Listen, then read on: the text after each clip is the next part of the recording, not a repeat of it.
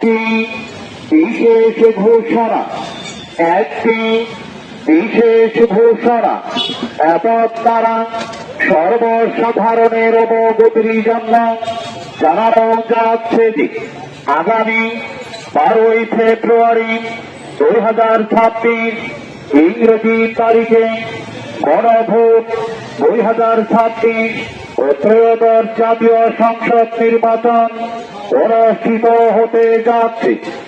আপনি কি এমন বাংলাদেশ চান যেখানে তত্ত্বাবধায়ক সরকার, নির্বাচন কমিশন ও সরকারি কর্ম কমিশন পিএসসি গঠনে সরকারি দল ও বিরোধী দল একত্রে কাজ করবে?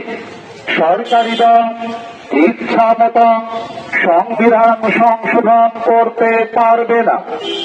সংবিধানের গুরুত্বপূর্ণ পরিবর্তনের ক্ষেত্রে গণভোটের বিধান চালু হবে। বিরোধী দল থেকে ডেপুটি স্পিকার এবং গুরুত্বপূর্ণ সংসদীয় কমিটি সমূহের সভাপতি নির্বাচিত হবে। কেউ 10 বছরের বেশি প্রধানমন্ত্রী থাকতে পারবেন না। সংসদে নারীর প্রতিনিধিত্ব বাড়বে।